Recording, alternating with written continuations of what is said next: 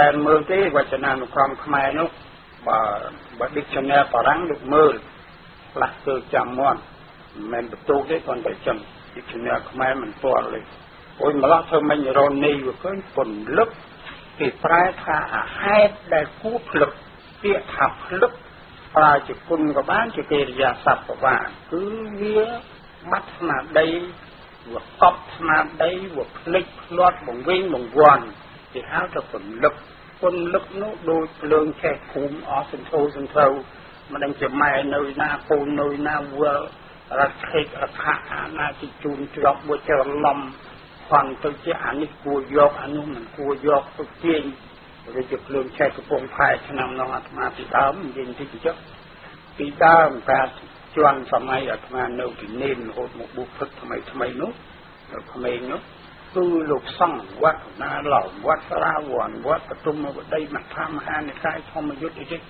ស្រុកគ្នាណាពីមកអំពីសម្ដេចព្រះមហាសង្ឃរាជសម្ដេចព្រះសុគន្ធធាតុបតីនិងអស់លោករាជាគណៈចៅអធិការហ្នឹងគេក្រុមព្រៀងគ្នាតកាលណាមានភ្លើងឆេះផ្ទះហើយគឺលោកសង្ឃមិនថាម៉ោងណាទេដាស់គ្នាផ្អើលអស់ទាំងវត្តទៅឲ្យស្រកមានពលិសណាហ៊ានខ្វាត់ទេលោកសង្ឃនេះឲ្យទៅជួយជញ្ជូននៃវណ្ណប្រសពពីព្រោះគេទុកចិត្តថាគ្មានលួចទេយកមនុស្សទៅដល់ភ្លើងឆេះហ្នឹងវាលួចណាស់វាទៅបន្លំជួនធ្វើពីគ្នាឯងអីទៅហុចនេះហុចនោះវាស្លន់វាភ្លឹកទៅហើយនោះអានេះមិនទាន់ដល់ភ្លឹកទេប៉ុន្តែគិតថាវងវិញវណ្ណអាហ្នឹងគេហៅថាភ្លឹកភ្លាត់អូទៅមិនកាលនោះឯងវាភ្លឹកភ្លាត់ស្មារតីគិតឲ្យលិចទេដឹងហ្នឹងមកឲ្យទេអាហ្នឹងហៅថាភ្លឹកហើយលោកសង្ឃនឹងទៅពលរដ្ឋបហាណាចូលទៅអាត្មាក៏ធ្លាប់គេទៅដល់ផ្ទះណាស្គាល់ឡឹងផ្លេចទៅចំទៅស្រេចប្រាប់នៅផ្ទះថាយីទៅជញ្ជូនអញ្ចឹងអាត្មាទៅយាយមួយនោះគាត់គិតទៅទាញអាណែទៅទាញអាណែទូគាត់រឿងនេះមិនទាន់ឆេះផ្ទះគាត់ទៅមនុស្សចិត្តមកគាត់ទៅទាញប្រទូនឹងយំបដាអាត្មាទៅស្រែកប្រាប់ថាណែយាយឯងទាញទូនឹងរួចមិនក៏មិនរករបស់អីណាដែលយាយចាំដៃនោះស្អីប្រកាសអីនៅឯណាជាងកវៀនអីនៅឯណាយាយនឹងគិតម្ចាស់ថ្លៃឲ្យវាភ្លឹកភ្លាត់ខ្ញុំណាអស់ហើយយាយឯងកុំទាញទូទៅរកមកបានគាត់ស្ទុកទៅរកបង្វិចបង្វាយគាត់នេះវាភ្លាត់អញ្ចឹងអានេះគេហៅថាគូភ្លឹកមិនទាន់ដល់ភ្លឹកគេថាហេតុគូភ្លឹកបាលីគេហៅសัพបដិភ័យទេសัพបដិបគឺ